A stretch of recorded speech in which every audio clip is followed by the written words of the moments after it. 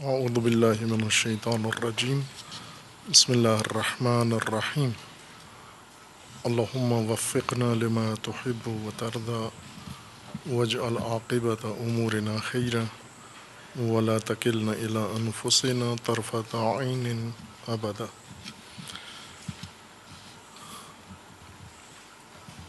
باس نہج البلاغہ جو دو حصے تفسیر ہو رہے تھے، خطبات اور کلمات قصار، اور برکات قم مقدسہ میں سے ایک توفیق اللہ تعالیٰ کی یہ تھی کہ تفسیر نہج البلاغہ خطبات شروع ہوئے تھے، دو دورے تقریباً، دوسرا دورہ شروع تھا کہ پھر یہ توفیق ختم ہو گئی۔ ایک حصہ نہج البلاغہ کا کلمات قصار ہیں بنام حکمت علی، جو مختلف اوقات میں مجالس میں زیر باس آتے ہیں، لیکن چونکہ اب مجالس کی توفیق بھی کم ہے، انشاءاللہ حوزہ میں ہی، جامعہ میں ہی انشاءاللہ کوشش کریں گے شبہ جمعہ نہج البلاغہ کے اس باقی حصے سے انشاءاللہ آشنا ہوں۔ حکمت 90 اس ترتیب کے مطابق جو ترجمہ ہے مفتی جعفر حسین صاحب کا، زیر باس تھی، جو پہلے مجلس کے ضمن میں بیان ہوئی ہے، اسی کو جاری رکھتے ہیں۔ امیر المومنین علیہ الصلاۃ والسلام کا فرمان ہے: الفقیہ کل الفقیہ من لم یقنط الناس من رحمت اللہ ولم یؤیسہم من روح اللہ ولم یؤمنہم من مکر اللہ۔ مکمل فقیہ، کل الفقیہ و حق الفقیہ، فقیہ کہلانے کا جو مصداق مستحق ہے، جسے فقیہ کہا جا سکتا ہے اور جس کے اندر فقاہت کا معیار موجود ہے، اس کی صفات میں سے ایک یہ ہے کہ من لم یقنط الناس من رحمت اللہ، جو لوگوں کو رحمت خدا سے مایوس نہ کرے، ولم یؤیسہم من روح اللہ، اور لوگوں کو اللہ کی لطیف نعمتوں سے نا امید نہ کرے، ولم یؤمنہم من مکر اللہ، اور لوگوں کو مکر خدا، عذاب الہی سے محفوظ نہ قرار دے، امن میں نہ قرار دے، بلکہ خوف عذاب الہی کا ان کے اندر بیدار رکھے۔ اس کے علاوہ بھی بعض روایات کے اندر دیگر صفات فقیہ کے لیے ذکر کی گئی ہیں، انہی الفاظ و تعبیرات کے ساتھ کہ الفقیہ کل الفقیہ یا الفقیہ حق الفقیہ، وہ شخص ہے جو ان صفات کا حامل اور واجد ہو۔ فقیہ فقہ سے ہے، اور فقہ بمعنی فہم ہے، لیکن بعض ائمہ لغت، دقیق ائمہ لغت کے مطابق فہم اور فقہ میں فرق ہے معنی کے لحاظ سے۔ فہم سمجھنے کو کہتے ہیں، ہر حقیقت کے ادراک کو فہم کہتے ہیں، اور فقہ دقیق فہم کو کہتے ہیں، گہری فہم کو کہتے ہیں۔ گہرائی میں ظاہر سے انسان باطن تک اگر پہنچے اور باطنی فہم بھی کسی امر کی حاصل کرے، اسے فقہ کہتے ہیں۔ پس لغتاً فقہ گہری فہم کو کہیں گے اور باطنی فہم کو کہیں گے، جس میں انسان کو حقیقت کا ظاہر بھی معلوم ہو جاتا ہے اور اس کا باطن اور اس کی روح کا بھی علم ہو جاتا ہے۔ اصطلاح قرآن میں فقہ فہم دین کو کہتے ہیں، گہری فہم دین۔ اگر ایک انسان ظواہر دین کو بھی سمجھتا ہو اور ظواہر دین کے ذریعے باطن دین کو و روح دین کو بھی درک کرتا ہو، اس فہم کو فقہ کہا گیا ہے، تفقہ کہا گیا ہے۔ علم کی اصطلاح میں، علم فقہ کی اصطلاح میں، فقہ احکام شرعیہ کے علم کو علم فقہ کہا گیا ہے یا فقہ تعبیر کرتے ہیں۔ یہ علوم کی اصطلاح ہے، نہ لغت کی ہے اور نہ قرآن کی۔ لغت کی اصطلاح میں ہر فہم جس کے اندر گہرائی ہو، قرآن کی اصطلاح میں دین کی گہری فہم اور دین کے ظاہر و باطن کو سمجھنا، روح دین تک پہنچنا، حقیقت و لب دین تک پہنچنا فقہ ہے، اور علم کی اصطلاح میں احکام شرعیہ کو سمجھنا فقہ ہے۔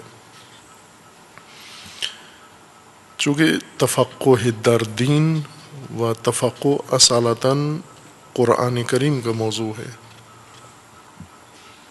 اور نہج البلاغہ میں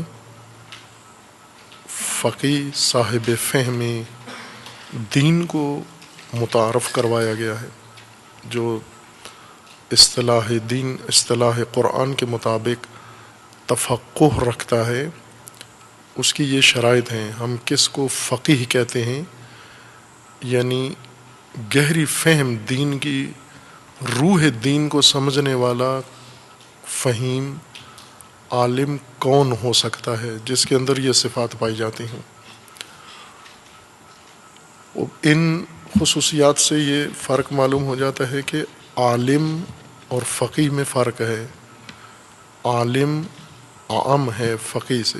عالم ہر معلومات رکھنے والا انسان، معرفت رکھنے والا انسان، اصطلاحات پڑھا ہوا انسان، بے شک ظاہر کا اسے علم ہو اور حفظ کیے ہوئے ہوں اس نے مطالب اور اصطلاحات، تو علم کے زمرے میں آ جاتا ہے، لیکن فہم دقیق روح مطلب کو نہیں سمجھتا، اس لیے اسے فقیہ نہیں کہیں گے ہم۔ عالم ہوگا، فقیہ نہیں ہوگا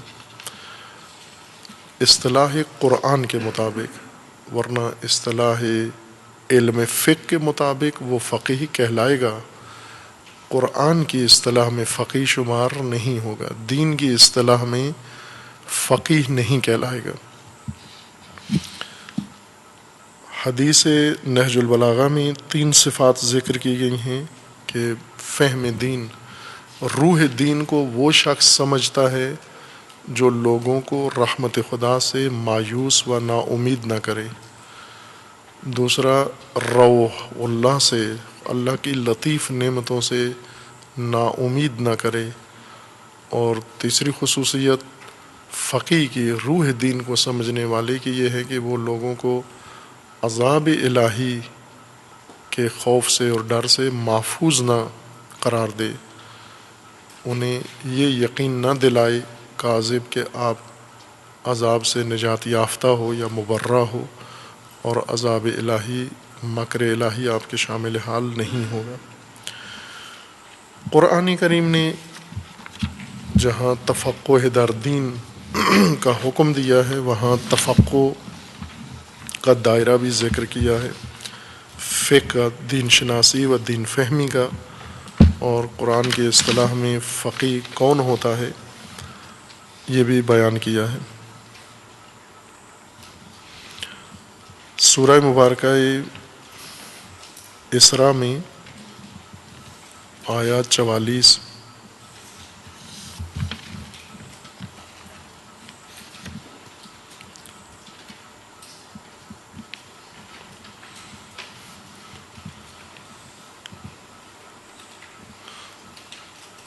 اللہ تعالیٰ کا فرمان ہے، تسبح لہ السماوات السبع والارض ومن فیہن وإن من شیء الا یسبح بحمدہ ولکن لا تفقہون تسبیحہم انہ کان حلیما غفورا۔ یہاں پر اس آیہ کریمہ میں ذکر ہے کہ تسبح لہ السماوات السبع والارض، 7 آسمان اور زمین یہ خدا کی تسبیح کرتے ہیں، مشغول و مصروف تسبیح پروردگار ہیں۔ قرآن میں 7 آسمان کا ذکر ہے، 7 زمینوں کا ذکر نہیں ہے۔ زمین ایک ذکر کی ہے، آسمان 7 ذکر کیے ہیں۔ اور قرآن کریم کی سما یا سماوات کی اصطلاح وہ نہیں ہے جو علم ہیئت میں ہے، علم ستارہ شناسی یا علم نجوم میں سماوات جن کو کہا جاتا ہے۔ علم افلاک میں آسمان اس نیلی فضا کو کہا جاتا ہے جو انسان کو ہمیشہ جہاں بھی ہو اپنے سر کے اوپر نظر آتی ہے۔ یہ اصطلاح قرآن کی نہیں ہے۔ قرآن کریم کے نزدیک سماوات صاحب اثرات ہیں، سماوات کے اندر اللہ نے مخلوقات پیدا کی ہیں، اور سماوات سے انسان کا رزق پیدا ہوتا ہے، مخلوقات کا۔ سماوات صاحب اثرات ہیں، اور قرآن کریم نے خود ہی خصوصیات ذکر کی ہیں، سماوات کی صفات بیان کی ہیں۔ ان خصوصیات کو مشاہدہ کرنے سے اندازہ ہو جاتا ہے کہ قرآن کی مراد سماوات سے کیا ہے۔ 7 آسمان و زمین یہ، اور ومن فیہن، جو کچھ ان کے اندر ہے، یہ سب تسبح لہ، اللہ کی تسبیح کرتے ہیں، سبوحیت خدا کو انجام دیتے ہیں۔ سبحان اللہ تسبیح کہلاتا ہے۔ تسبیح در حقیقت معرفت کا نام ہے، ادراک کا نام ہے، حقیقت کو درک کرنا، اور اس گہرائی میں درک کرنا کہ وہ حقیقت منزہ نظر آئے، مشابہات سے، مماثلات سے، مشترکات سے، ہر چیز سے پاک و منزہ درک کرنا، یہ تسبیح ہے۔ اور پھر اس کو انسان اگر معرفت کو بیان بھی کرے، اظہار بھی کرے، وہ بھی تسبیح ہے۔ زمین و آسمان اور جو کچھ ان کے اندر ہے، یہ تسبیح الہ کر رہے ہیں۔ وَإِن مِّن شَيْءٍ إِلَّا يُسَبِّحُ بِحَمْدِهِ، کوئی ایسی شے نہیں ہے مگر یہ کہ وہ تسبیح حمد خدا کر رہی ہے، تسبیح کر رہی ہے، حمد کی، حمد الہی کی تسبیح کر رہی ہے۔ وَلَٰكِن لَا تَفْقَهُونَ تَسْبِيحَهُمْ، ہر چیز مسبح ہے، 7 آسمان مشغول تسبیح پروردگار ہیں، زمین مصروف تسبیح پروردگار ہے، اور ہر شے جو شے ہے، ان من شیئن، وہ مصروف تسبیح پروردگار ہے۔ وَلَٰكِن لَا تَفْقَهُونَ تَسْبِيحَهُمْ، لیکن تم فقیہ نہیں ہو، وہ مسبح ہیں، تم تسبیح کے فقیہ نہیں ہو، فہم نہیں رکھتے تم۔ انہ کان حلیما غفورا۔ اس آیہ میں موجودات کی تسبیح کو درک کرنا فقاہت ہے، جو انسانوں کے متعلق کہا گیا ہے کہ آپ میں وہ فہم نہیں ہے۔ موجودات اور ان کا عمل، تسبیح آسمان کا عمل ہے، زمین کا عمل ہے۔ ان من شیء الا یسبح بحمدہ، تسبیح و حمد عمل ہے شے کا، ہر شے کا فعل عمل تسبیح خدا ہے. شے کو سمجھنا، سماوات کو سمجھنا، عرض کو سمجھنا، یہ ظاہر ہے، اور ان کی تسبیح کو درک کرنا یہ فقہ ہے. اگر آپ کو سماوات کی معرفت ہو یہ علم ہے، زمین کی معرفت ہو یہ علم ہے، شے کی معرفت ہو اشیاء کی یہ علم ہے، لیکن ان کی تسبیح کی معرفت یہ فقہ ہے، یہ تفقہ ہے. یہ نہیں فرمایا کہ آپ کو علم نہیں ہے زمین و آسمان کا، فقہ نہیں ہے، تفقہ کی نفی کی ہے. لا تفقہون تسبیحہم، وہ تسبیح کر رہے ہیں، وہ صاحب تسبیح ہیں، آپ فقیہ نہیں ہیں. جس طرح بہت سارے مواقع پر انسانوں کو کہا کہ لا تعلمون، آپ علم نہیں رکھتے. حقائق تو ہیں، معلوم ہے، مصداق علم ہے، لیکن تم اس حقیقت کا علم نہیں رکھتے. یہاں پر موارد ذکر کیے ہیں تفقہ کے، کہ تفقہ میں ایک فقیہ کہلانے میں یا فقیہ بننے کے لیے ایک عمل فقیہ کا یا ایک فہم کا مصداق یہ ہے کہ وہ تسبیح موجودات کو بھی سمجھے تسبیح موجودات کیا ہے، کیسے کرتے ہیں یہ موجودات تسبیح. اگر یہ سمجھتا ہے، قرآن کے نزدیک یہ فقیہ ہے. اس آیہ میں فرمایا لا تفقہون تسبیحہم، لیکن اگر کوئی سمجھ جائے تسبیح موجودات و مخلوقات، وہ مستثنا ہو جائے گا، وہ سمجھ رہا ہے، وہ فقیہ کہلائے گا. وہ تفقہ کرے تاکہ موجودات کی تسبیح کو درک کرے. سورہ ہود میں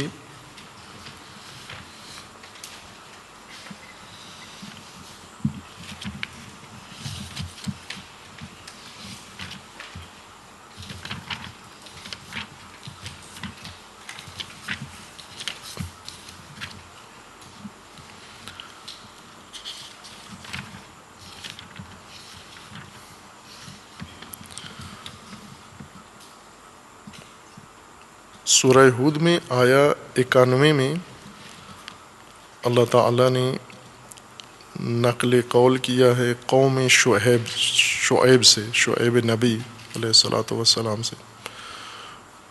خوب شعیب خداوند تبارک و تعالیٰ کی طرف سے شریعت دین کے مبلغ تھے، رسول تھے، نبی تھے اپنی قوم کے اندر، اور ایک بزرگوار نبی تھے، حتیٰ معلم و مربی حضرت موسیٰ کے لیے حضرت شعیب تھے.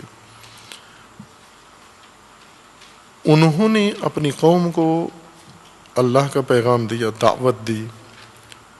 آیا 84 سے یہ مطلب شروع ہوتا ہے کہ حضرت شعیب نے قوم کو پیغام دیا.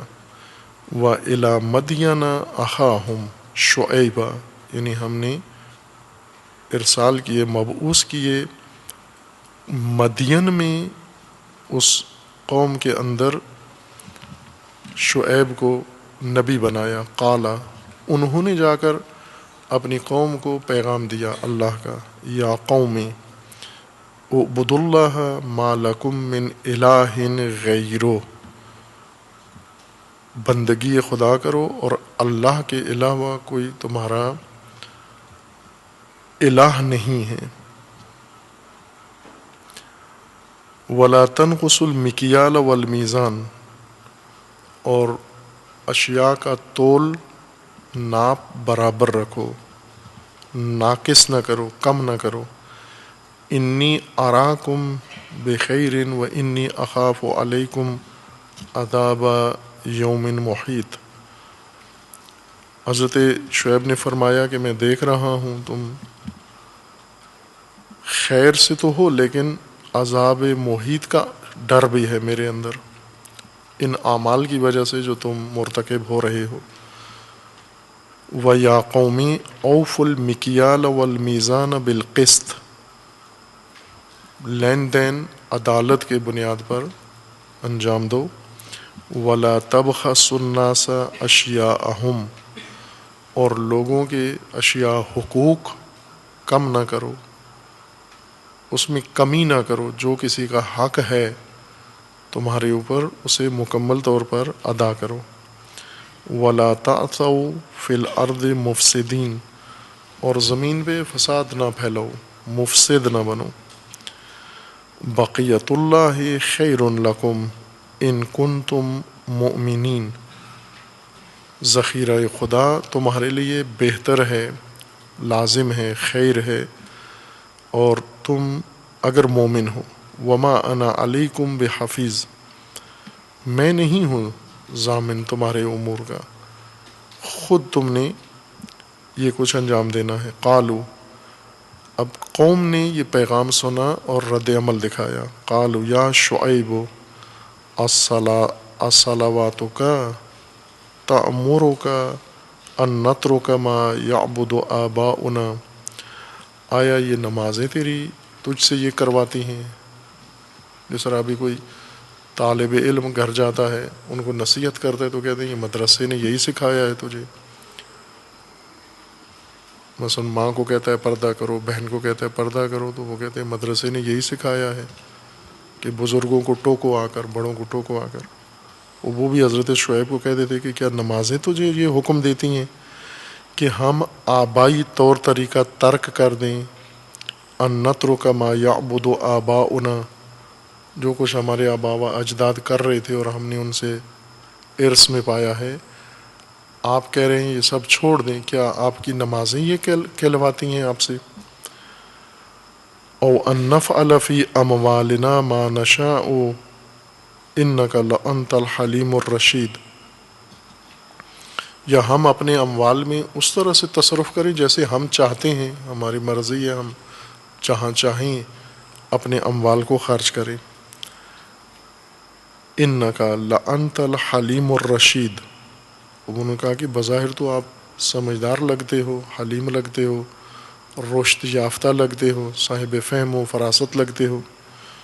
قال یا قومی، حضرت شعیب نے انہیں جواب دیا، ارأیتم ان کنت علی بینۃ من ربی ورزقنی منہ رزقا حسنا، خوب کیا تم نہیں دیکھتے کہ میں اپنے رب کی طرف سے بینہ رکھتا ہوں، دلیل رکھتا ہوں، شاہد رکھتا ہوں.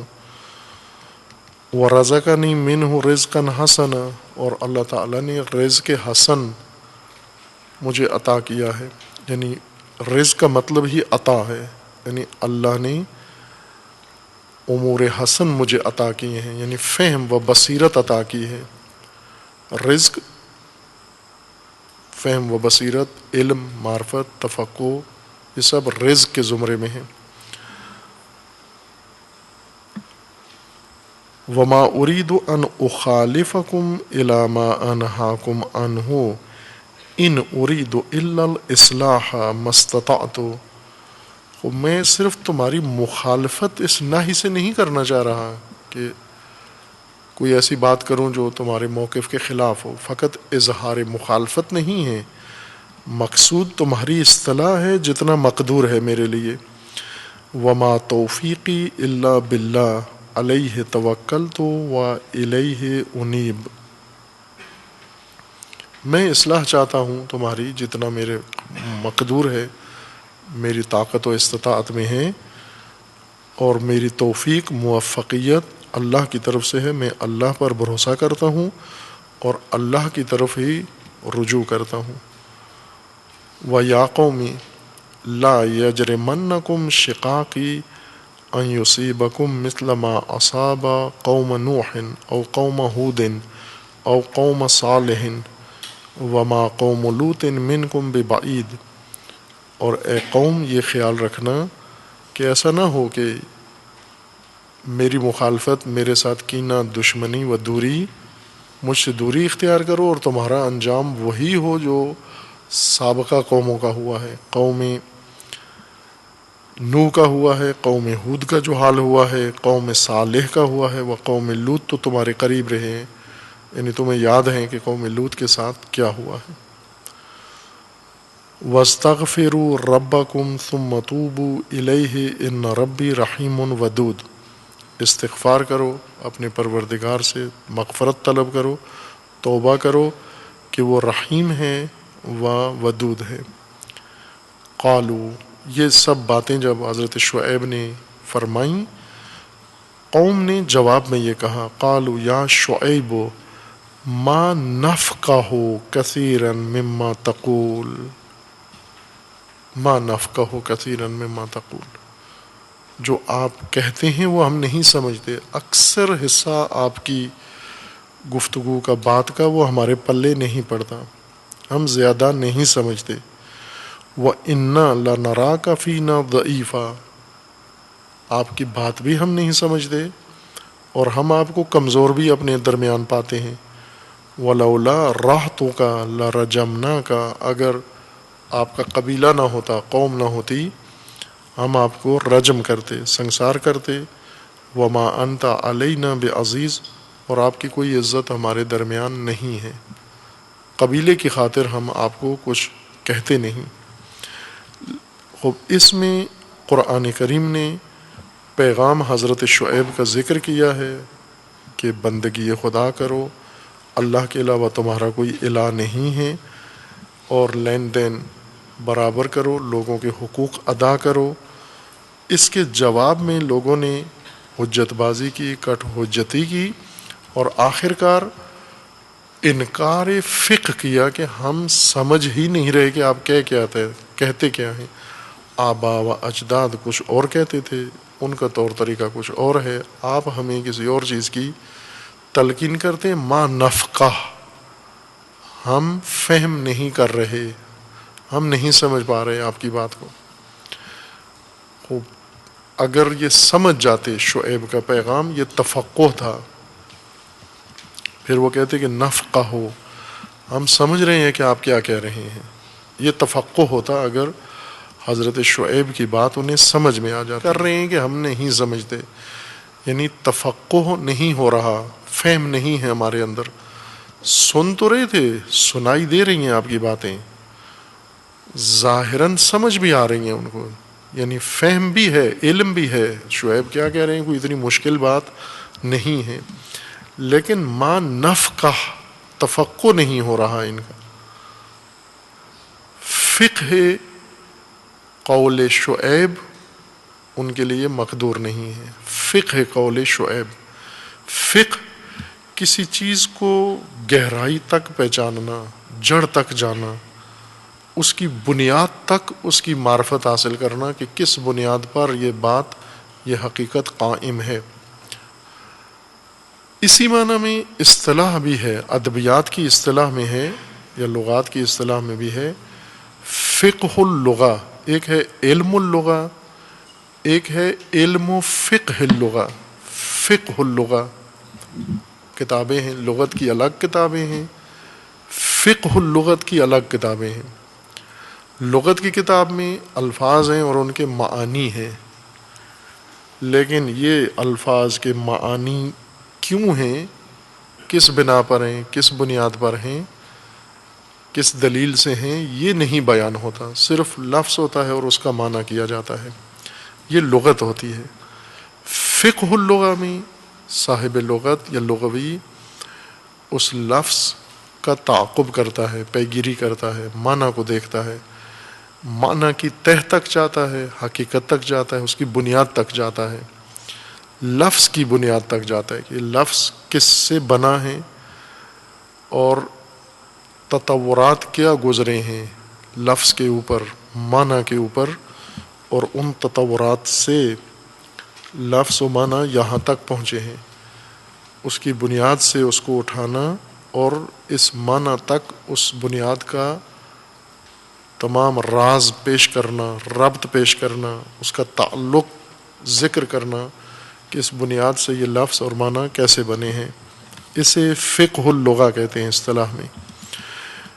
لغت سمجھتے ہیں بہت سارے لوگ، فقہ اللغہ نہیں پتہ ہوتی، مثلا انسانوں کے اپنے نام ہیں، ہر ایک کا ایک نام ہے، اسے اسی نام کی معنی پتہ ہے کہ وہ خود ہے، معنی وہ خود ہے، لیکن فقہ اللغہ سے ناآشنا ہے کہ یہ لفظ پیدا کیسے ہوا ہے اور ان معانی کے ساتھ مخصوص کیسے ہوا ہے، اور اس بیچ میں لفظ نے سفر کتنا کیا ہے لغوی، کہاں پیدائش ہوئی لفظ کی اور پیدا ہو کے کہاں کہاں استعمال ہوتے ہوتے اور اس معنی میں استعمال ہونے لگا، کس مناسبت سے استعمال ہوا، کس مجوز کے ساتھ استعمال ہوا، یہ فقہ اللغہ ہے۔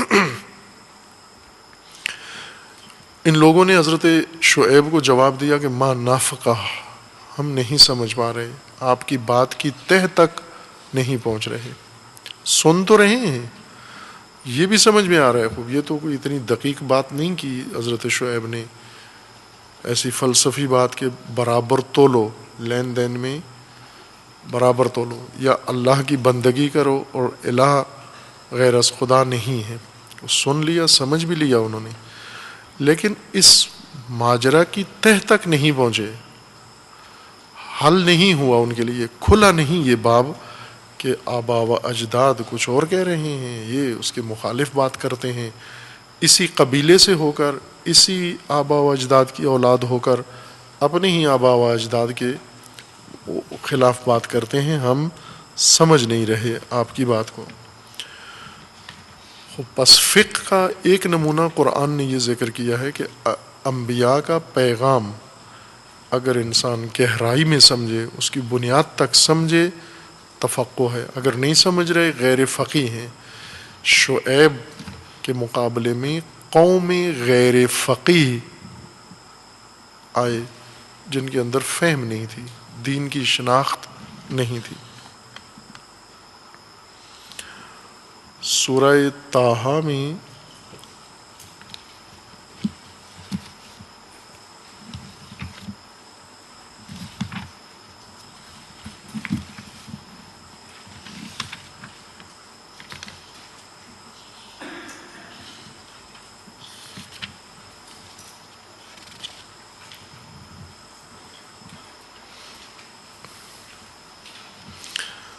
حضرت موسیٰ علیہ السلام کی دعا ہے، مبارزے کے وقت خداوند تبارک و تعالیٰ سے سوال کیا، دعا کی، طلب کیا کچھ کہ مبارزے کے لیے مجھے یہ امور چاہیے، یہ صفات، یہ حالات چاہیے۔ اللہ تعالیٰ کا فرمان ہے حضرت موسیٰ علیہ السلام کو کہ اذهب الی فرعون انہ طغی، آیہ 24 سے یہ مضمون شروع ہے، پہلے سے ہے لیکن حکم یہاں سے ہے، اذهب الی فرعون انہ طغی، موسیٰ آپ جائیے فرعون کی جانب کہ اس نے طغیان کیا ہے، وہ طاغوت بن گیا ہے۔ قال، حضرت موسیٰ نے تیاری کے لیے جو توفیقات اللہ سے طلب کیں، مبارزے کے لیے جو توفیقات چاہیے انسان کو، طاغوتیت کے خلاف جو کچھ اللہ سے انسان کو درکار ہے، وہ یہ چیزیں ہیں۔ رب اشرح لی صدری، اب شرح صدر عطا فرما، شرح صدر یعنی فہم، صدر دل، قلب، قوت فہم، کہ قوت فہم عطا فرما اور تحمل کی خاطر شرح صدر عطا فرما۔ وَيَسِّرْ لِي امری، اور اس مہم کو، یہ جو فریضہ ہے، ماموریت ہے، اسے آسان بنا، اس کی رکاوٹیں دور فرما۔ وَاحْلُلْ عُقْدَةً مِّن لِسَانِی، اور میری زبان کا عقدہ کھول دے، گرہ کھول دے، جو اظہار حق میں، اظہار مطلب میں جو زبان پہ گرہ بنی ہوئی ہے، یہ کھول دے۔ زبان پہ گرہ آ جاتی ہے، زبان عاجز آ جاتی ہے بسا اوقات انسان کے لیے، خطاب نہیں کر سکتا، بات سمجھا نہیں سکتا، پیغام دے نہیں سکتا، زبان لڑکھڑا جاتی ہے، زبان رک جاتی ہے، الفاظ ساتھ نہیں دیتے، بات الجھ جاتی ہے۔ یہ عقدے ہیں، لسان کے عقدے ہیں کہ انسان واضح بیان نہ کر سکے، تبیین نہ کر سکے اپنی مراد و مدعا کو، اور یہ مشکل آسان فرما۔ وَاحْلُلْ عُقْدَةً مِّن لِّسَانِي يَفْقَهُوا قَوْلِي، اس لیے زبان میں یہ بلاغت و فصاحت عطا فرما اور وہ عقدہ زبان کھول دے میرا، یفقہوا قولی، تاکہ وہ سمجھ سکے میری بات، تفقہ کر سکے میری بات میں۔ اب یہاں تفقہ کا ایک نیا پہلو ذکر کیا گیا ہے۔ ایک یہ ہے کہ جب اللہ کی طرف سے دین آیا ہے اس دین کو سمجھا جائے، یا مبلغ الہی جب لوگوں کے سامنے دین خدا پیش کرتا ہے تو لوگوں کے اندر تفقہ ہو، فقاہت ہو، فہم ہو، گہرائی میں دین کو سمجھنے کی صلاحیت ان کے اندر ہو، فقیہ ہوں۔ اس سورہ میں یہ ہے کہ لوگوں میں اگر فہم ہے بھی تو آپ دین کو لوگوں کی سطح فہم کے مطابق پیش کریں تاکہ وہ تفقہ کر سکیں، تفقہ پذیر بنا کر پیش کریں۔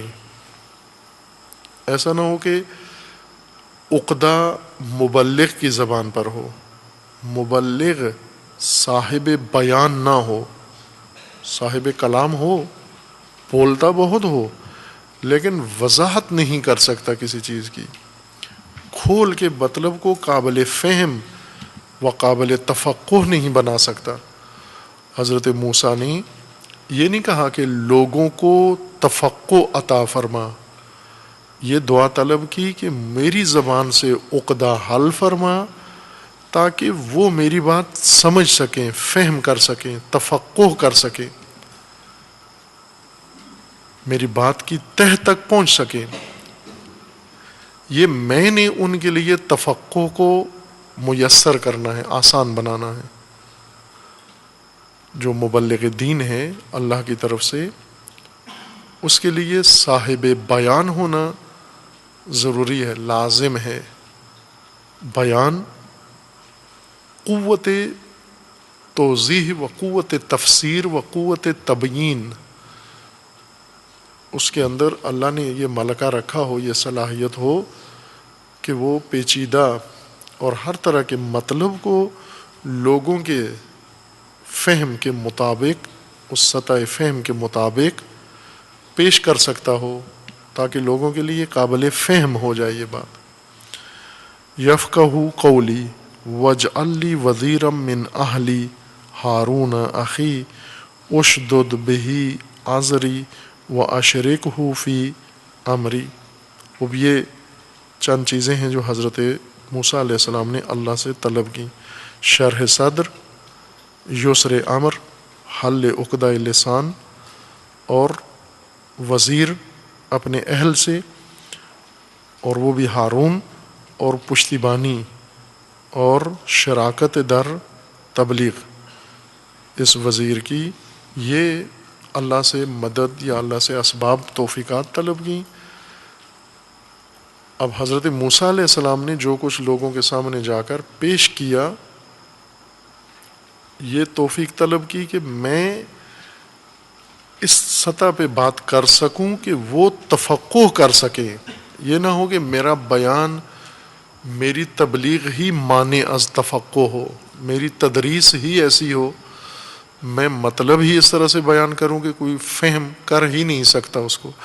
جب بات کو کوئی الجھا کے پیش کرے، بات کو ابہام کے ساتھ پیش کرے، بات کو کئی عقدوں کے اندر لپیٹ کے پیش کرے اور بے ربط مطالب بنا کر پیش کرے، اس کے سامنے ذہین انسان بھی بیٹھا ہوا ہو، وہ اس کے سمجھنے سے قاصر ہوتا ہے، عاجز ہوتا ہے۔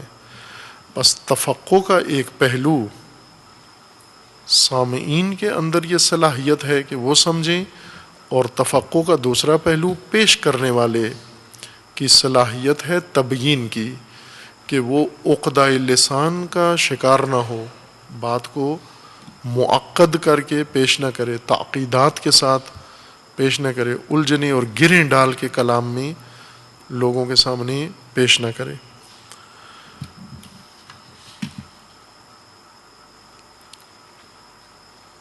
سورہ نساء میں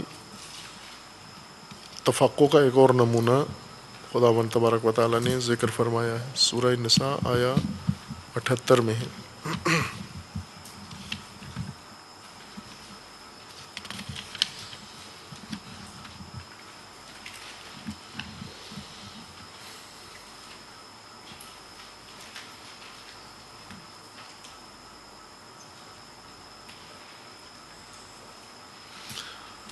اب یہ آیات سیاق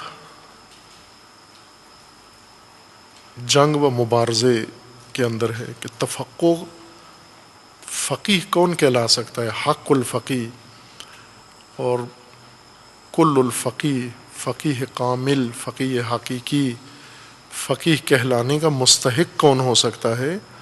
اس کے لیے نمونے تفقع کے ذکر کیے ہیں کہ یہ قرآن نے جب کہا ہے تفقع در دین، اور تفقع در دین فہم دین، گہرائی میں دین کو سمجھنا تفقع ہے، ساتھ ہی اس کا میدان بھی ذکر کیا ہے فقاہت کا کہ ان میادین میں فقیہ فہم رکھتا ہو اور وہ بھی گہری فہم رکھتا ہو۔ یہ سیاق مومنین کے لیے ذکر کیا ہے کہ اگر ضرورت پڑتی ہے دفاع کی، مبارزے کی، قیام کی، وہ وہاں پر مومنین قیام کریں۔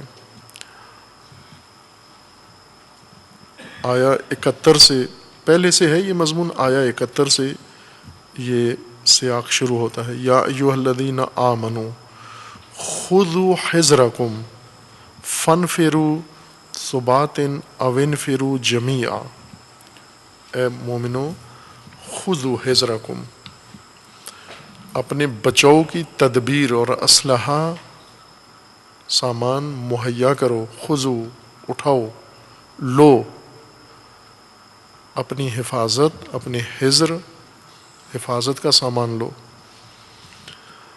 خذوا حذرکم، حفاظتی تدبیریں اختیار کرو، حفاظتی سامان لو، فانفروا، اور پھر نکلو، کوچ کرو، ثبات او انفروا جمیعا، گروہ بن کر جاؤ، گروہ بن کر جاؤ، نکلو دفاع کے لیے، حفاظت کے لیے، یا سب مل کر نکلو۔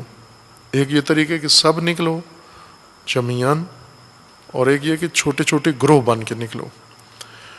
وَإِنَّ مِنْكُمْ لَمَنْ لَيُبَطِّئَنَّ فَإِنْ أَصَابَتْ، لیکن ہوگا یہ کہ جب یہ وقت آتا ہے تو کچھ ٹال مٹول والے ہیں تمہارے اندر، کچھ بطیء ہیں، سست، ارادوں کے سست، اعتقاد کے سست، ایمان کے سست، عمل کے سست لوگ ہیں۔ وَإِنَّ مِنْكُمْ، تم میں سے، لمن، ایسے بھی ہیں، لَيُبَطِّئَنَّ، سست ہیں، سست ارادہ، سست ایمان، سست اعتقاد، سست عمل والے بھی ہیں۔ یہ کون ہیں؟ ان کی زبان، ان کی ترجمانی قرآن کر رہا ہے، تعارف کروا رہا ہے، اس طبقے کی سوچ کے ذریعے اس کا تعارف کروا رہا ہے کہ جہاں بھی یہ سوچ نظر آئے یہ سمجھ لو کہ یہ سست ایمان لوگ ہیں، یہ سست عناصر ہیں۔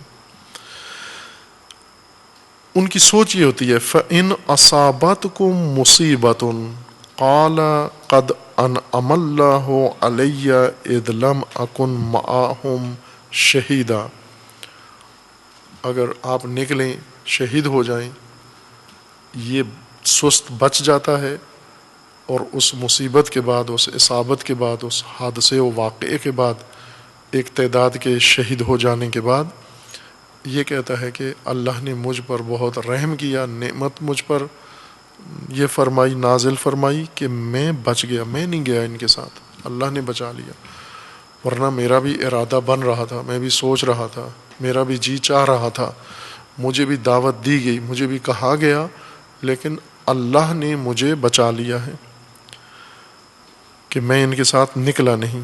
یہ اس صورت میں ہے کہ اگر مومنین نکلیں جہاد کے لیے اور انہیں نقصان ہو، حادثہ پیش آ جائے، دشمن کے ہاتھوں کچھ مومن شہید ہو جائیں، تو یہ سست عناصر، سست ایمان شکر خدا کرتے ہیں کہ ہم بچ گئے۔ اگر کچھ گرفتار ہو جائیں، اسیر ہو جائیں، پکڑ لیے جائیں، یہ شکر خدا کرتے ہیں کہ ہم بچ گئے۔ وَلَئِنْ أَصَابَكُمْ فَضْلٌ مِّنَ اللَّهِ، لیکن اگر مومنین جو گروہ نکلا ہے انہیں اللہ کامیابی دے دے، اپنا لطف و فضل ان کے شامل ہار کرے، یہ سست عناصر اس وقت کیا زبان استعمال کرتے ہیں؟ لَيَقُولَنَّ كَأَن لَّمْ تَكُن بَيْنَكُمْ وَبَيْنَهُ مَوَدَّةٌ، اس صورت میں جب آپ کے اوپر کوئی اللہ کی طرف سے لطف آ جائے مومنین کے اوپر، لَيَقُولَنَّ، اس وقت یہ کہتے ہیں كَأَن لَّمْ تَكُن بَيْنَكُمْ وَبَيْنَهُ مَوَدَّةٌ، کہ گویا آپ میں اور اس کے درمیان کوئی مودت ہی نہیں، محبت ہی نہیں۔ یوں کہے گا یا لیتنی کنت معاہم فافوز فوزا عظیما، اے کاش میں بھی ان کے ساتھ جاتا، جو کامیابی انہیں ملی ہے، جو اب ذکر ان کا ہو رہا ہے، چرچے ان کے ہو رہے ہیں، تذکرے ان کے ہو رہے ہیں، اے کاش میں بھی ساتھ ان کے جاتا اور میں بھی ان کی طرح اس فوز عظیم میں شریک ہوتا، میرا بھی اس میں حصہ و نصیب ہوتا۔ بس یہ سست عناصر وہ ہیں جو وقت پر مجاہدین کے ساتھ نہیں ہوتے اقدام کے وقت، بعد میں بیٹھ کر دو حالتیں ان کی، اگر گروہ مجاہد موفق ہو جائے یہ کہتے ہیں یا لیتنا کنت معاہم، اے کاش میں ان کے ساتھ ہوتا۔ اگر وہ گروہ مجاہد نقصان اٹھائے، شہید ہو جائیں، پکڑے جائیں، کہتا ہے قد انعم اللہ علیہ، مجھ پر تو اللہ نے مہربانی کی، میں ان کے ساتھ نہیں گیا۔ فَلْيُقَاتِلْ فِي سَبِيلِ اللَّهِ الَّذِينَ يَشْرُونَ الْحَيَاةَ الدُّنْيَا بِالْآخِرَةِ، خوب اب تم میں سے، مومنوں میں سے جنہوں نے اللہ کے ساتھ معاملہ کر لیا ہے اور اپنی نفوس، اپنی دنیا کی زندگی آخرت کے بدلے خدا کو دے دی ہے، جنہوں نے اپنی دنیا بیچ دی ہے آخرت کے بدلے اور آخرت لے لی ہے، یہ کیا کریں؟ فَلْيُقَاتِلْ، سست لوگوں کو رہنے دیں، ٹال مٹول والوں کو رہنے دیں، چونکہ یہ دوسروں کے ارادوں پر بھی اثر انداز ہوتے ہیں۔ فَلْيُقَاتِلْ فِي سَبِيلِ اللَّهِ الَّذِينَ يَشْرُونَ الْحَيَاةَ الدُّنْيَا بِالْآخِرَةِ وَمَنْ يُقَاتِلْ فِي سَبِيلِ اللَّهِ فَيُقْتَلْ أَوْ يَغْلِبْ فَسَوْفَ نُؤْتِيهِ أَجْرًا عَظِيمًا، تو جو نکلیں گے اب اللہ کے بنائے ہوئے یا حکم کے مطابق میدان جہاد میں، یہ ممکن ہے قتل ہو جائیں یا ممکن ہے انہیں کامیابی مل جائے، دونوں صورتوں میں اللہ نے ان کو اجر عظیم عطا فرمانا ہے۔ وما لکم، اب جو سست عناصر ہیں نہیں جاتے دفاع کے لیے، انہیں اللہ کی طرف سے یہ فرمان ہے، سرزنش ہے، وما لکم، تمہیں کیا ہو گیا ہے، کیا موت پڑی ہے تمہیں؟ وما لکم لا تقاتلون فی سبیل اللہ، خدا کی راہ میں کیوں تم قتال نہیں کرتے؟ والمستضعفین من الرجال والنساء والولدان الذین یقولون ربنا اخرجنا من هذه القریة الظالم اہلها، تمہیں کیا ہو گیا، سنتے نہیں ہو یہ فریادیں، یہ چیخ و پکار، عورتوں کی، مردوں کی، مظلوموں کی، بچوں کی فریادیں نہیں سن رہے؟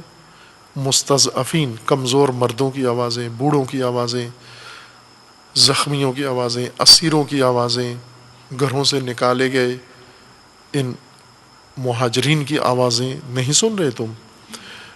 والمستضعفین تم کیوں نہیں لڑتے جب کہ مستضعف رجال و نساء و بچے، والذین یقولون، اور وہ لوگ جو مسلسل کہہ رہے ہیں ربنا اخرجنا من هذه القریۃ الظالم اہلها، کہ پروردگارہ ہمیں اس ظالم آبادی سے نجات عطا فرما جس کے اہل، جس کے باشندے، جس کے باسی ظالم ہو گئے ہیں۔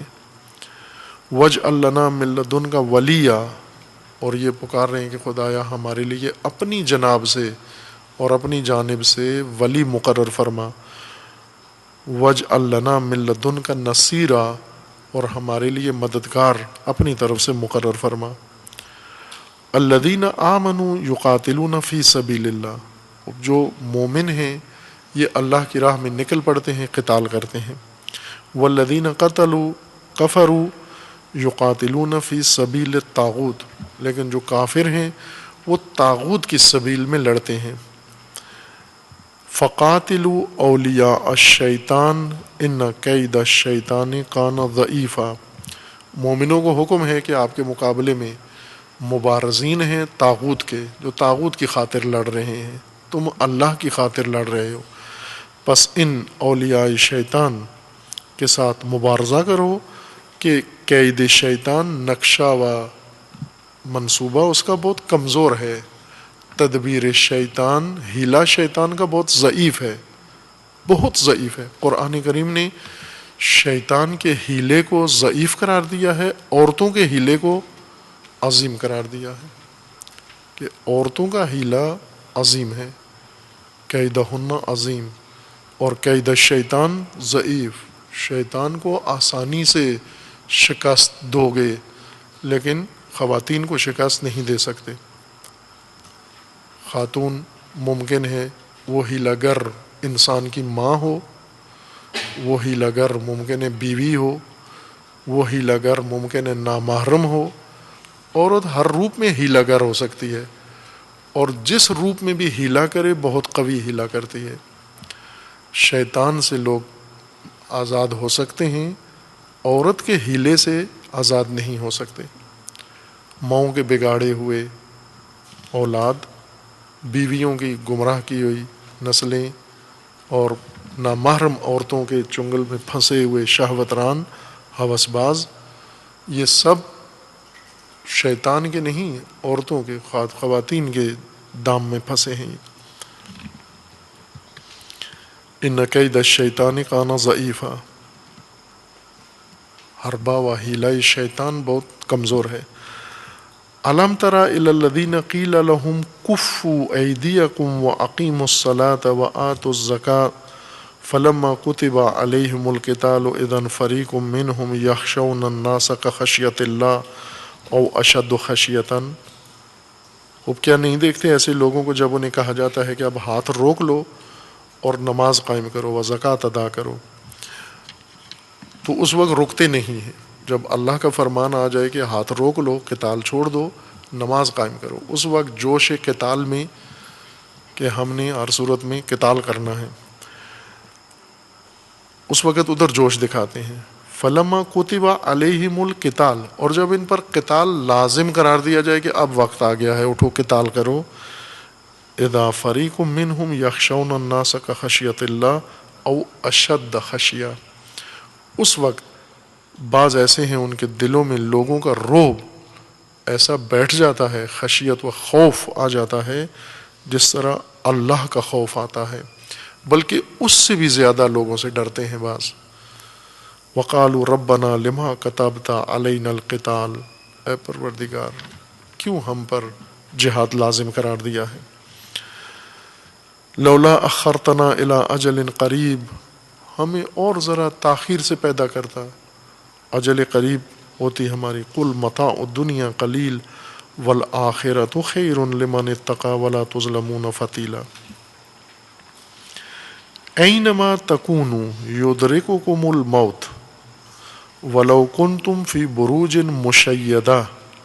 اب قرآن فرما رہا ہے کہ آپ جہاں بھی ہو قتال کرو یا نہ کرو، موت نے تمہیں درک کرنا ہے، موت تمہارے تعاقب میں ہے۔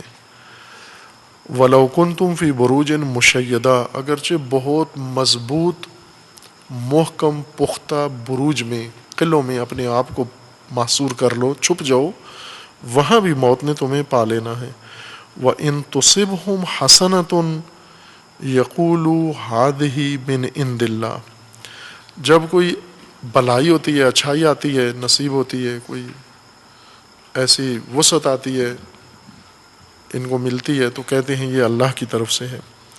وَإِن تُصِبْهُمْ سَيِّئَةٌ، اور اگر کوئی نقصان ہوتا ہے ان کا، ضرر پہنچتا ہے، یقولوا هذه من عندك، یہ رسول اللہ کو کہتے ہیں یہ آپ کی وجہ سے ہوا ہے، اللہ کی طرف سے ہمیں غلبہ مل رہا ہے، اور رسول اللہ کو کہتے تھے کہ آپ کی وجہ سے ہمیں شکست ہو رہی ہے۔ قل کل من عند اللہ، یہ سختیاں بھی اللہ کی طرف سے ہیں اور یہ کامیابیاں بھی اللہ کی طرف سے ہیں۔ یوں نہیں ہے کہ سختیاں رسول اللہ کی طرف سے ہیں اور کامیابیاں اللہ کی طرف سے ہیں، دونوں اللہ کی طرف سے ہیں۔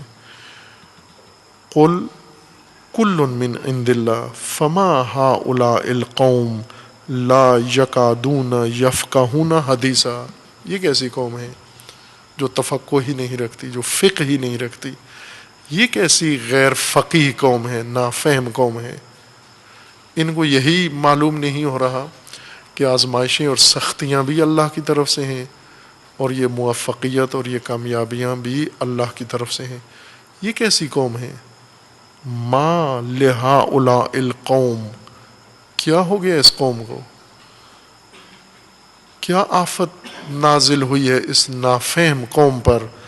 لا یکادون یفقہون حدیثا، بات سمجھ ہی نہیں آ رہی ہے ان کو، تفقہ ہی نہیں ہے ان کے اندر۔ خوب اس پورے سیاق کے اندر ایک ہی مطلب تھا، قتال، لیکن کچھ لوگ اس اللہ کے نظام کو سمجھتے نہیں ہیں، یہ فقیہ نہیں ہے، معلومات فراوان ہوں ان کے پاس، آیات جہاد ساری ازبر ہوں ان کو، لیکن نظام اللہ نے جو بنایا ہے دفاع کے لیے، قتال کے لیے، جہاد کے لیے، یہ اگر نہیں اس کو سمجھ رہے اور اس کے مطابق نہیں عمل کر رہے، یہ کچھ چیزیں رسول اللہ کی طرف منسوب کرتے ہیں، کچھ اللہ کی طرف منسوب کرتے ہیں۔ یہ سختیوں کو کہتے ہیں یہ رسول اللہ کی وجہ سے ہوا ہے، اگر رسول اللہ یہ نہ کرتے، ہماری بات سن لیتے، ہم ان سختیوں میں نہ جاتے، اور اگر انہیں کچھ اچھائی ملتی ہے تو اس میں رسول اللہ کو نہیں کہتے یہ رسول اللہ کی وجہ سے ہوا ہے، ان کی تدبیر سے، کہتے ہیں یہ تو اللہ نے لطف کیا ہے، یہ ہوتے تو یہ تو پھنسا دیتے، ہمیں مروا دیتے، یہ تو اللہ نے بچا لیا ہے ہمیں۔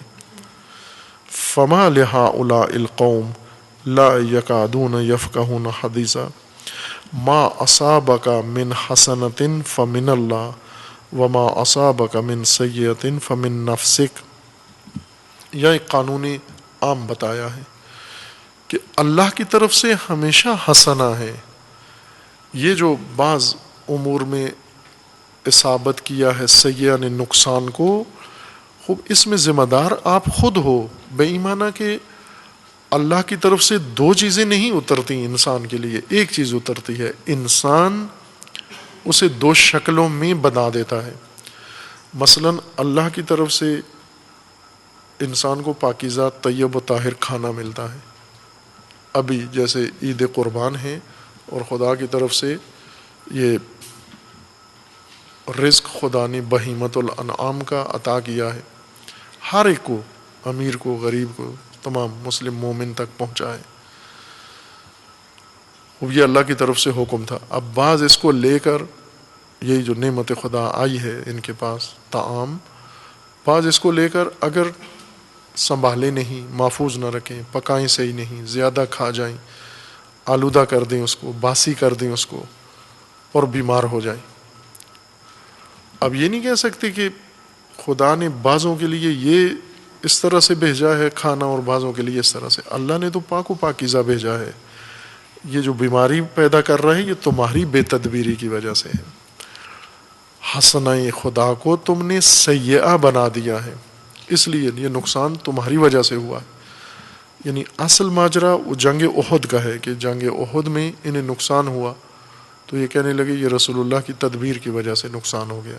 اللہ تعالیٰ نے فرمایا کہ نہ، رسول تو وہی پیش کر رہے ہیں جو اللہ نے مقرر کیا ہے، تمہاری بے تدبیری، تمہاری کوتاہیوں کی وجہ سے نقصان ہوا ہے۔ ما اصابک من حسنۃ فمن اللہ وما اصابک من سیئۃ فمن نفسک وَأَرْسَلْنَاكَ لِلنَّاسِ رَسُولًا وَكَفَى بِاللَّهِ شَهِيدًا۔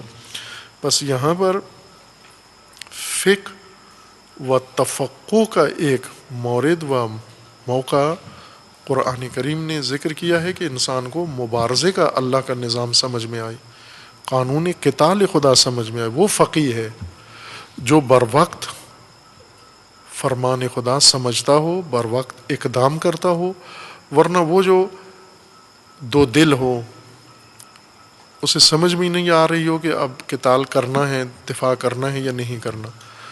اگر مومنین شہید ہو جائیں تو کہتا ہے اللہ کا شکر میں بچ گیا، اگر مومنین کو کامیابی ہو آرزو کرتا ہے کہ کاش میں بھی ان کے ساتھ ہوتا، اگر مومنین اقدام کرتے ہیں، نفر کرتے ہیں، یہ سستی دکھاتا ہے، یا اگر مومنین کو کامیابی ہو تو کہتا ہے یہ اللہ کا لطف ہے، اگر ناکامی ہو جائے، نقصان پہنچے، کہتا ہے یہ رہبر کی طرف سے ہے، یہ رسول اللہ کی طرف سے ہے۔ اگر یہ تبصرے کرتا ہے یہ فقی نہیں ہے، لا یکادون یفقہون حدیثا، یہ نافہم ہے جو ان حالات کو، ان وقوعات کو تجزیہ نہیں کر سکتا، سمجھ نہیں سکتا کہ یہ جو کچھ ہوا ہے ہمارے ساتھ کس بنا پر ہوا ہے، یہ غیر فقی انسان ہے، یہ تفقہ دین نہیں رکھتا، یہ دین شناس نہیں ہے۔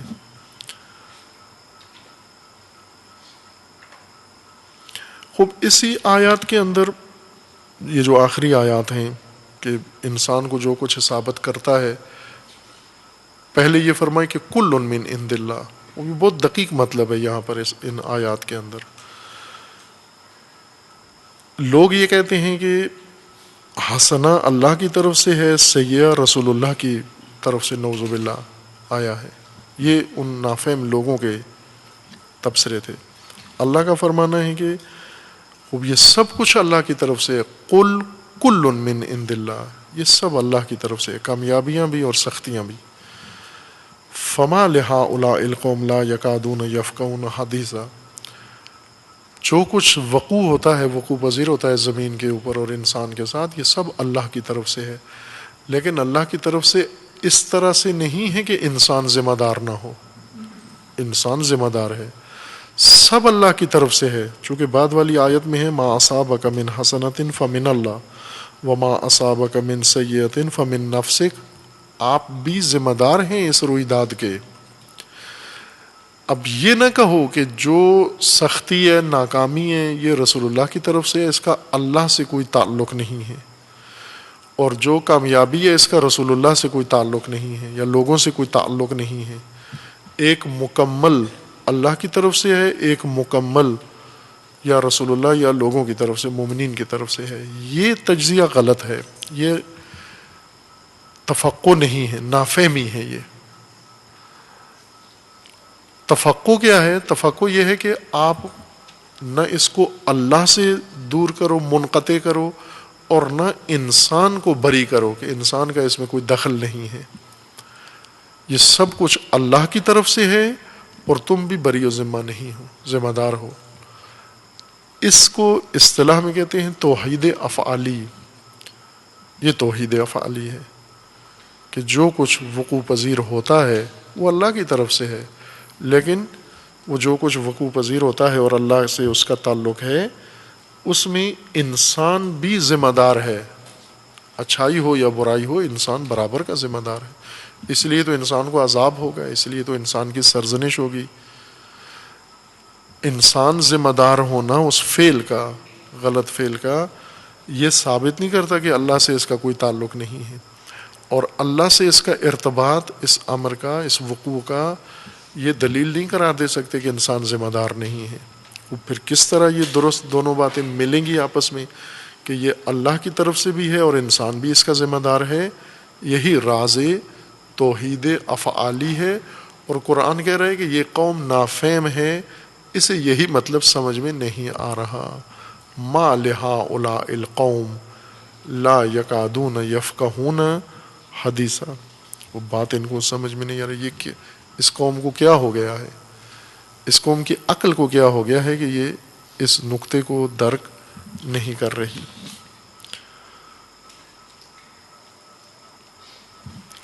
سورہ انعام میں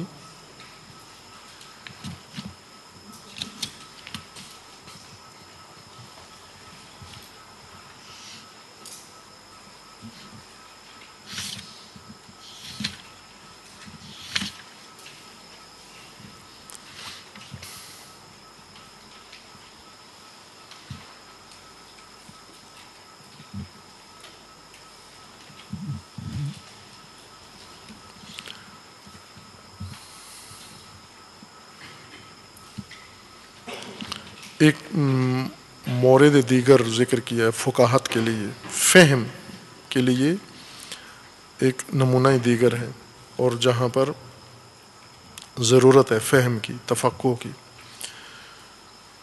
آیا 65 میں سورہ مبارکہ انعام میں ہے، قل هو القادر على ان يبعث عليكم عذابا من فوقكم او من تحت ارجلكم۔ اللہ پہ یہ طاقت قدرت ہے، خدا کے ساتھ قادر ہے کہ خدا تمہارے اوپر عذاب اٹھا دے، وہ عذاب تمہارے اوپر سے بھی، سروں کے اوپر سے بھی تمہارے اوپر نازل ہو، وَمِن تحت ارجلکم، اور پاؤں کے نیچے سے بھی تمہارے عذاب اٹھے، زمین بھی عذاب اگلے، آسمان سے بھی عذاب تمہارے اوپر سے بھی، فوق سے بھی عذاب نازل ہو۔ او یلبسکم شیعا ویذیق بعضکم بأس بعض، یا زمین و آسمان سے عذاب نہ آئے، تمہارے ہی دڑے بن جائیں، گروہ بن جائیں، اور یہ گروہ ایک دوسرے کے لیے عذاب بن جائیں، ایک دوسرے کے لیے باس بن جائیں، ایک دوسرے کے لیے شدید حرج بن جائیں۔ یہ بھی اللہ کے قدرت میں ہے کہ خدا قادر ہے آسمان سے عذاب نازل کرے، اللہ کی قدرت میں ہے زمین سے عذاب نکالے تمہارے لیے، یا آسمان زمین سے نہیں، تمہارے اپنے ہی لوگوں کے گروہ بنا کر تمہیں آپس میں عذاب کی صورت میں ایک دوسرے کے ساتھ ٹکرا دے۔ او یلبسکم شیعا ویذیق بعضکم بأس بعض، تمہارے گروہ بنا دے، دڑے بنا دے، اور دڑے بنا کر ان کے اندر تفرقہ ہو جائے اور یہ ایک دوسرے کو قتل کرنا شروع کر دیں۔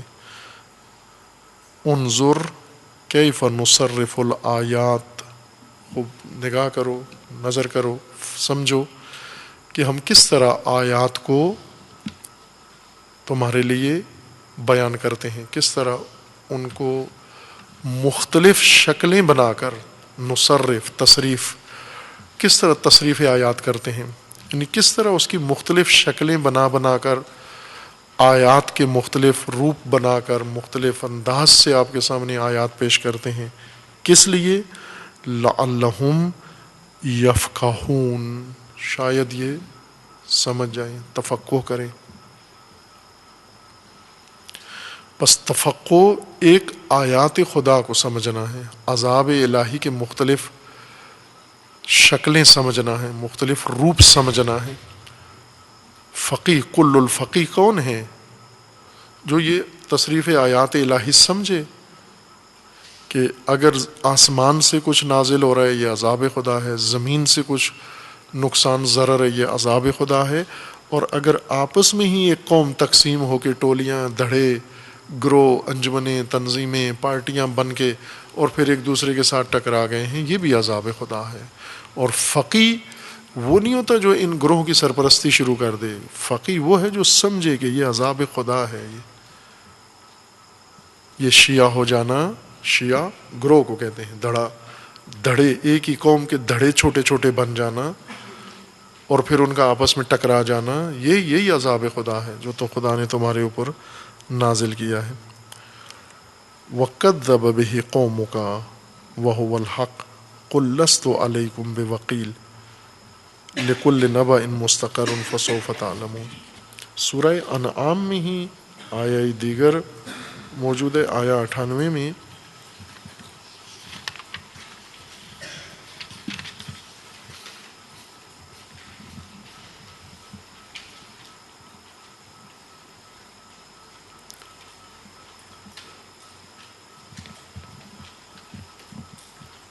ایک نمونہ دیگر تفقہ کا سورہ انعام آیا 98 میں ہے۔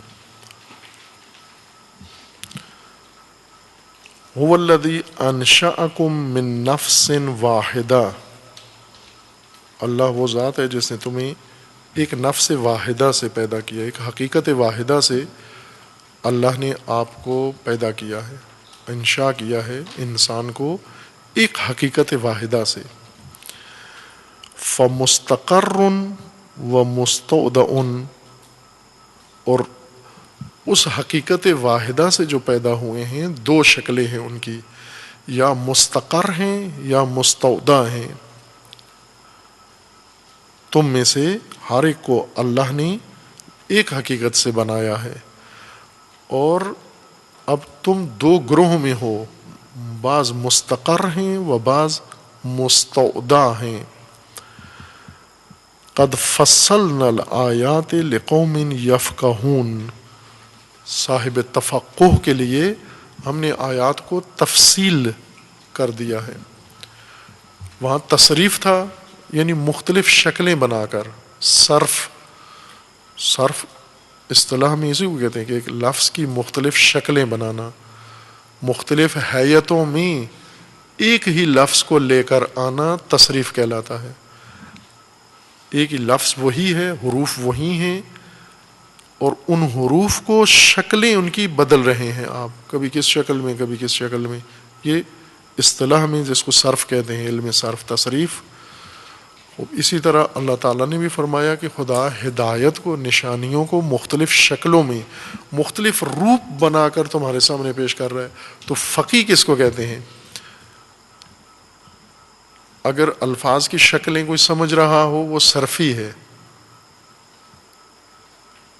آیات کی اگر شکلیں سمجھ رہا ہو، اللہ کی نشانیاں، ان کی بھی مختلف شکلیں ہیں۔ اس میں فاعل ہو، ماضی ہو، مضارع ہو، مصدر ہو، ہر ایک کا پتہ چل گیا ہے۔ خوب یہ صرفی بنا ہے، فقی نہیں بنا۔ الفاظ کی شکلیں پہچاننے سے فقی نہیں کہلاتا، صرفی کہلاتا ہے۔ عالم ہے، عالم صرف ہے، یہ فقی نہیں کہہ سکتے اس کو۔ فقی وہ ہے جو اللہ کی نشانیوں کے مختلف روپ اور مختلف شکلیں سمجھتا ہو، تصریف الآیات سمجھتا ہو، چونکہ اللہ کا فعل تصریف الآیات ہے، شکلیں بدل بدل کے، حیتیں بدل بدل کے نشانیوں کی انسانوں کے سامنے پیش کرنا۔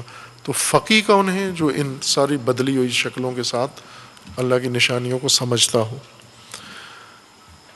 یہاں پر ہے کہ ہم جس طرح تصریف الآیات کرتے ہیں شکلیں بدل بدل کے، تفصیل الآیات بھی کرتے ہیں تاکہ تم سمجھو، تمہاری تفقہ کے لیے، تمہارے تفقہ کے لیے، فہم کی خاطر آیات کو بدلتے بھی ہیں اور آیات کو جدا کر کے بھی پیش کرتے ہیں۔ نفصل الگ الگ کرنا، فصل ڈالنا، فاصلے ڈالنا، آیات میں فاصلے ڈال ڈال کر پیش کرتے ہیں۔ تفصیل کہتے ہیں اس بات کی تفصیلات کیا ہیں، یعنی اس کے جز کو الگ الگ کر کے بیان کرو۔ بعض اوقات انسان ایک ہی عبارت میں سب کچھ ملا کے مخلوط کر کے بیان کرتا ہے، وہ کہتے ہیں جس طرح تفصیل اس کی بیان کریں۔ تفصیل یہ ہے، مثلا حساب کرنا ہے، آپ نے کسی مال کا، پیسے کا تفصیل دیں۔ تفصیل کا مطلب یہ ہوتا ہے کہ ہر روپے کا الگ حساب دیں، الگ کریں، اس روپے کو اس روپے سے الگ کریں، اس پیسے کو اس رقم کو اس دوسرے مبلغ سے الگ کریں۔ یہ تفصیل ہے۔ فاصلے ڈالنا، تفصیل یعنی فاصلہ ڈالنا۔ اللہ تعالیٰ کا فرمان ہے کہ ہم نے آپ کے لیے نشانیاں بیان کی ہیں، اور ایک طریقہ یہ ہے ہمارا کہ ہم نے الگ الگ کر کے، جدا کر کے، فاصلے ڈال کے آیات نمایاں کر کے تمہارے لیے پیش کی ہیں۔ کس لیے؟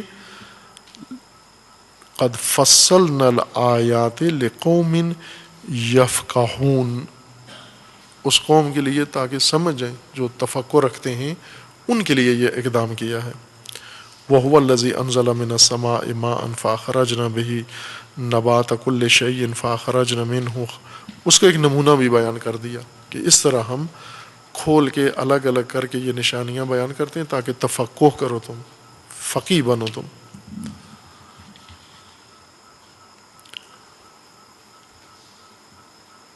سورہ بلے یہاں ایک مطلب کہ وَهُوَ الَّذِي أَنشَأَكُم مِّن نَفْسٍ وَاحِدَةٍ فَمُسْتَقَرٌّ وَمُسْتَوْدَىٰ، اب اس میں اللہ تعالیٰ کا فرمان ہے کہ ہم نے کھول کے الگ الگ نشانیاں آپ کے لیے ذکر کی ہیں تاکہ تفقہ کرو. اب جب قرآن شناس آئیں قرآن کی تفسیر و ترجمہ کرنے کے لیے مستقر و مستودع میں پھنس گئے ہیں کہ مستقر سے کیا مراد ہے، مستودع سے کیا مراد ہے، اور اس کا اس اصل مفہوم سے کیا ربط ہے. وَالَّذِي أَنشَأَكُم مِّن نَفْسٍ وَاحِدَةٍ، اللہ نے آپ کو ایک حقیقت سے بنایا ہے. یہ ایک حقیقت سے بنے ہوئے دو طرح سے ہیں، بعض مستقر ہیں بعض مستودع ہیں،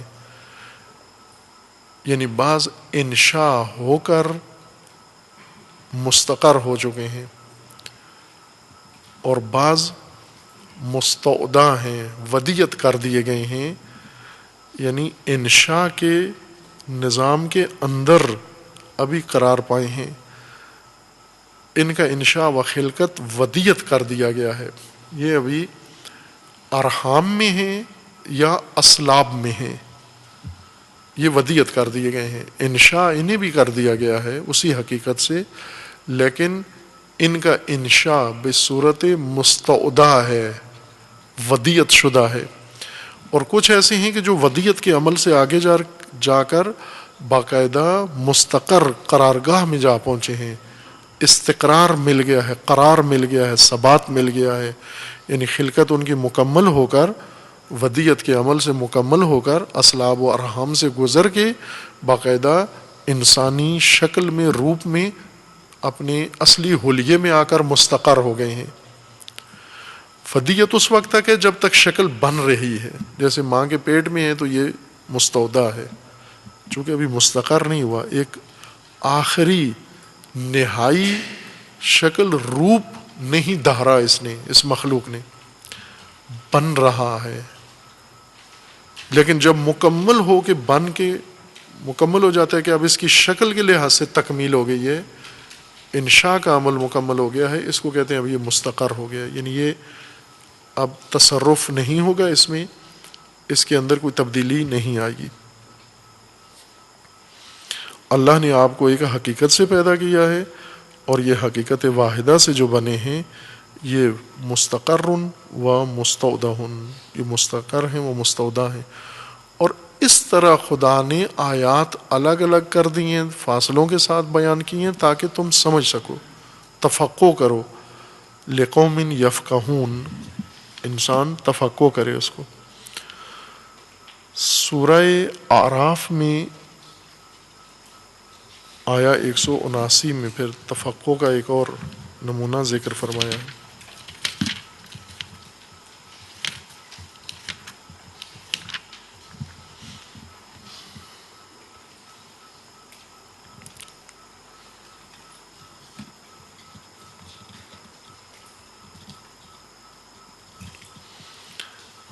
کہ اللہ تعالیٰ کا فرمان ہے کہ ہم نے بعض انسان جہنم کے لیے پیدا کیے ہیں،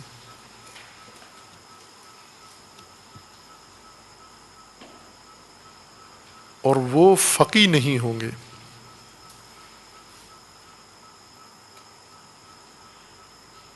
وہ فقی نہیں ہوں گے جنہیں ہم نے جہنم کے لیے بنایا ہے. آیا 179 سورہ اعراف.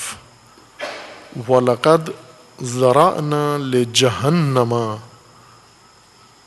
ہم نے بہت سارے چھوڑ دیے ہیں، رکھ لیے ہیں،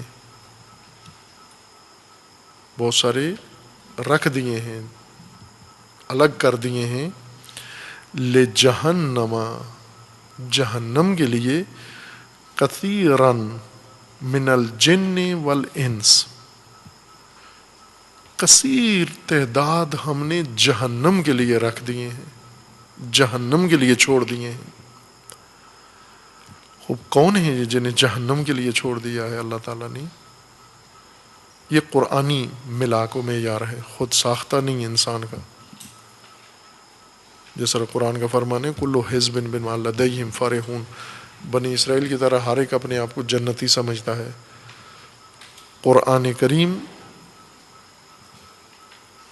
جہنمیوں کی خصوصیات بیان کر رہے کہ یہ سارے جہنم کے لیے رکھ دیے ہیں ہم نے.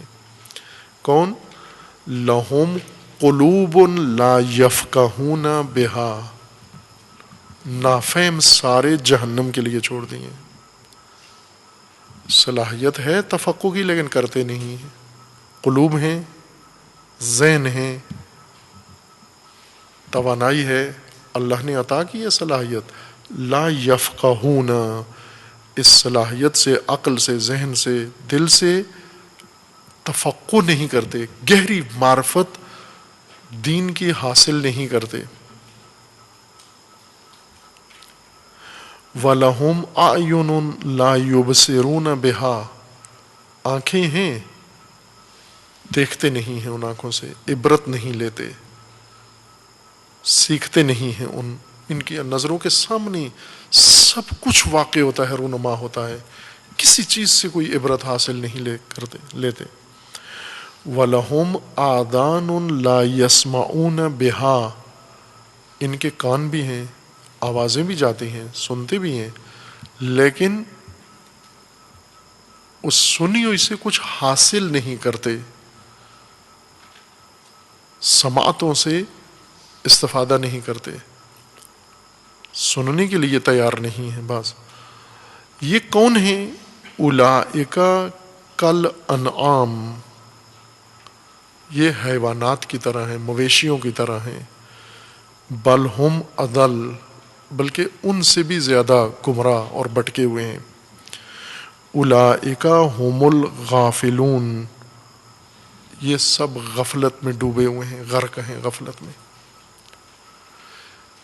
جن کے اندر یہ صفات موجود ہیں یہ لا یفقہون جہنم کے لیے ہیں سارے.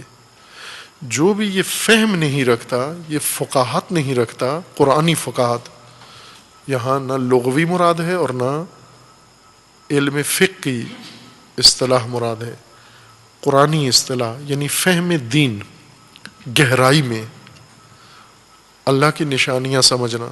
چونکہ قرآن خود بیان کر رہا ہے میدان، جس کو مبارزہ ہی سمجھ میں نہ آئے، جس کو طاغوت کے خلاف قیام سمجھ میں نہ آئے، جس کو شہداء سمجھ میں نہ آئے، جس کو نظام مصائب کا، سختیوں کا اور کامیابیوں کا سمجھ میں نہ آئے، قرآن فرماتا ہے یہ نہیں رکھتے تفقہ. جن کو تسبیح موجودات و مخلوقات، جن کے لیے یہ معمہ حل نہ ہو کہ موجودات کیسے تسبیح خداوند تبارک و تعالیٰ کرتے ہیں، جو اتنی گہرائی میں جا کر حقائق کو، موجودات کو اور اللہ کے نظام کو نہ سمجھے، یہ لا یفقہون، اس کو دل دیا ہے لا یفقہون. خوب یہ کس لیے ہے یہ نافہم؟ ذرأنا لجہنم، یہ جہنم کے لیے ہے سب. یہ مویشی ہیں، ان سے بھی گئے گزرے ہیں. یہ بہت بڑی بات قرآن کریم نے بیان فرمائی ہے دین شناسوں کے لیے. یہاں پر انسان سجدہ شکر کرے خدا کی بارگاہ میں کہ خدایا مویشی نہیں بنایا، دو ٹانگوں والے مویشی. یعنی وہ ان انسانوں میں سے نہیں ہے جن کے بارے میں قرآن یہ کہہ رہا ہے کہ انہیں دل دیے نافہم ہیں، انہیں آنکھیں دی اندھے ہیں، انہیں کان دیے بہرے ہیں، مویشی ہیں، ان سے بھی بدتر ہیں اور جہنم کے لیے ہیں سارے. یہ جہنم کے لیے رکھے ہوئے ہیں سارے، چھوڑ دیا ان کو. بعض جگہ پر رسول اللہ کو فرمانا ہے کہ ذرہم، آپ بھی چھوڑ دو ان کو. اللہ نے بھی چھوڑ دیا ہے ان کو، آپ بھی چھوڑ دو ان کو اپنے حال پر. کیوں؟ کہ یہ جہنم کے لیے ہیں سارے. وَلَقَدْ ذَرَأْنَا لِجَهَنَّمَ كَثِيرًا مِنَ الْجِنِّ وَالْإِنسِ لَهُمْ قُلُوبٌ لَا يَفْقَهُونَ بِهَا وَلَهُمْ أَعْيُنٌ لَا يُبْصِرُونَ بِهَا وَلَهُمْ آذَانٌ لَا يَسْمَعُونَ بِهَا أُولَئِكَ كَالْأَنْعَامِ بَلْ هُمْ أَضَلُّ أُولَئِكَ هُمُ الْغَافِلُونَ.